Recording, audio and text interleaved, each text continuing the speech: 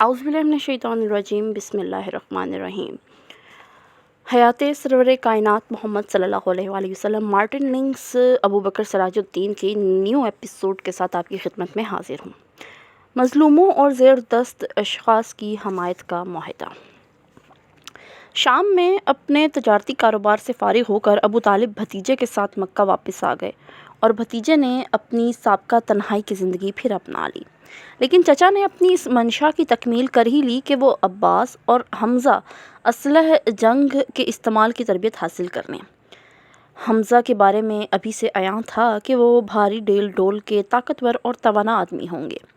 یہ خصوصیات قدرت نے ان کو ودیعت کی تھیں اور پہلے ہی سے تلوار کے دھنی اور کشتی کے ماہر تھے۔ البتہ محمد صلی اللہ علیہ وآلہ وسلم قد و قامت اور ویسی ہی جسمانی طاقت و قوت کے مالک تھے۔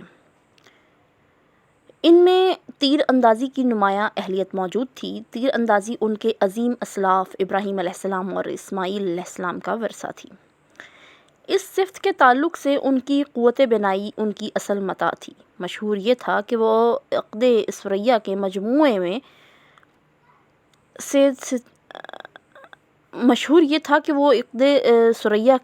میں سے ستاروں کی جس تعداد کا شمار کر سکتے ہیں وہ 12 سے کسی طرح کم نہیں ہوتی۔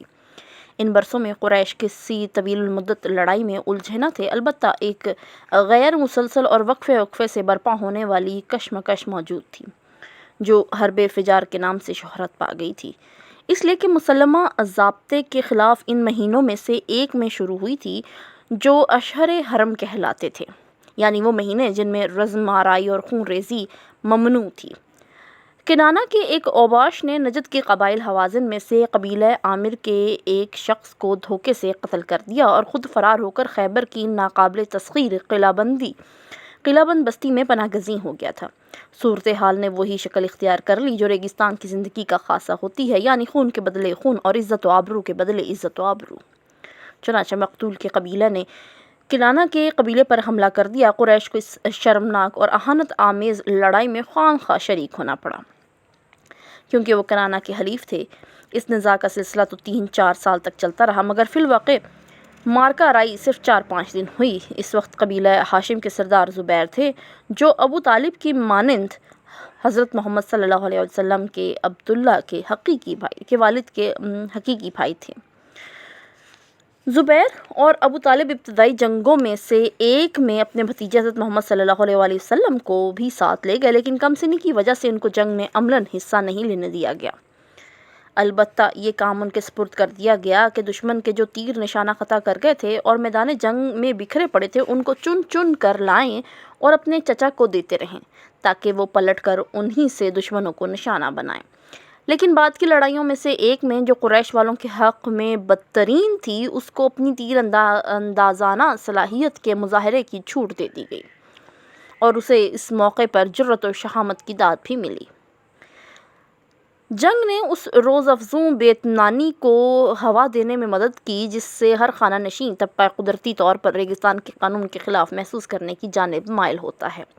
قریش کے بیشتر عمائد شام کا سفر کر چکے تھے۔ انہوں نے بچشمِ خود دیکھا کہ ان کے یہاں کے مقابلے میں رومی شہنشاہیت کے ماتحت عدل و انصاف کا کیسا دورہ ہے۔ حبش میں بھی جنگ کے بغیر انصاف کا حصول ممکن تھا، لیکن عرب میں کوئی ایسا نظام قانون موجود نہ تھا جس کا مقابلہ رومی قانون سے کیا جا سکے، جس کے ذریعے کوئی مظلوم یا اس کا خاندان داد رسی حاصل کر سکے۔ یہ بالکل فطری امر تھا کہ اس نامقدس جنگ اور اس سے پہلے کے تنازعات کے باعث کچھ دماغ ایسے طریقہ ہائے کار کے بارے میں سوچنے لگ گئے ہوں جن سے پیش آمدہ صورتحال کے بار بار رونما ہونے کو روکا جا سکے۔ تاہم اس بار معاملہ صرف غور و فکر ہی کا نہ تھا بلکہ کچھ کرنے کا بھی ارادہ تھا۔ جہاں تک قریش کا تعلق تھا، اب ان کے اندر وسیع پیمانے پر عملی اقدام کے لیے آمادگی پائی جاتی تھی۔ لڑائی ختم ہونے کے چند ہفتوں کے بعد ہی ایک شرمناک واقعہ رونما ہوا جس نے ان کے شعور عدل کو آزمائش میں ڈال دیا۔ یمن کے زبیب نامی بندرگاہ کے ایک تاجر نے کچھ قیمتی سامان قبیلہ سہم کے ایک معروف شخص کے ہاتھ فروخت کیا تھا۔ قبیلہ سہم کے اس شخص نے سامان پر تو قبضہ جما لیا، لیکن وعدے کے مطابق قیمت ادا کرنے سے منکر ہو گیا۔ قبیلہ سہم کا وہ شخص بخوبی واقف تھا کہ بیچارہ تاجر مکہ میں اجنبی ہے اور پورے شہر میں اس کا نہ کوئی حلیف ہے اور نہ ہی سرپرست جس کے پاس وہ مدد کے لیے جا سکے، لیکن وہ تاجر بھی فریق مقابل کی گستاخانہ خود یقینی سے مروب ہو جانے والا آدمی نہ تھا۔ ابو قبیس کے ڈھلوان پر کھڑے ہو کر بلند آواز میں اور پر فصاحت کے ساتھ پوری قریش برادری سے اس نے اپیل کی کہ وہ اس بات کا بندوبست کریں کہ انصاف کیا جائے۔ پھر فور مثبت رد عمل کا اظہار ہوا ان بیشتر قبائل کی جانب سے جو قبیلہ سہم کے ساتھ روایتی اتحاد میں منسلک نہ تھے۔ قریش نے قبیلے کی پرواہ کیے بغیر ہر چیز کو پس پشت ڈال کر عدل و انصاف کی پاسداری کی خاطر متحد رہنے کی ٹھان رکھی تھی، لیکن اس اتحاد کے اندر اس تفرقے کا ادراک موجود تھا جس نے قصا کی وراثت کے معاملے میں ان کو تقسیم کر دیا تھا اور وہ دو ٹولیوں میں بٹ گئے تھے۔ دوسری ٹولی کے قائدین اور مکہ کے دولت مند لوگوں میں سے اس وقت ایک شخص قبیلہ تیم کا سردار عبداللہ بن جدعان تھا۔ اس نے اپنا لق و دق مکان تمام محبان عدل کے مل بیٹھنے کی جگہ کے لیے پیش کر دیا۔ مطیبین میں سے صرف عبد الشمس اور نوفل کے خاندان اس اجتماع سے غیر حاضر رہے۔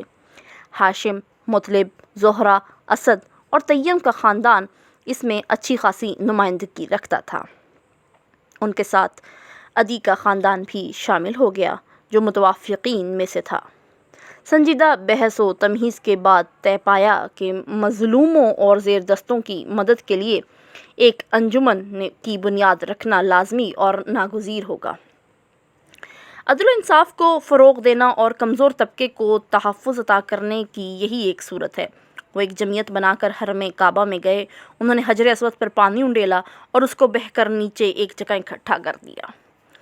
بعد ازاں ہر ایک نے اس متبرک پانی کو پیا اور پھر دائیں ہاتھ کو سر سے اونچا رکھ کر حلف لیا کہ آج کے بعد ظلم و زبردستی اور اذیت رسانی کی ہر حرکت پر وہ سب فرد واحد کی مانند ظالم کے خلاف اور مظلوم کی حمایت میں اٹھ کھڑے ہوں گے تاکہ داد رسی ممکن ہو سکے۔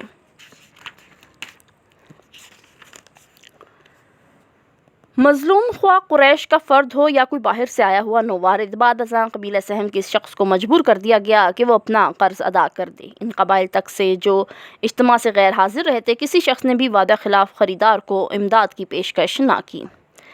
جو لوگ اس انجمن کے بنیادی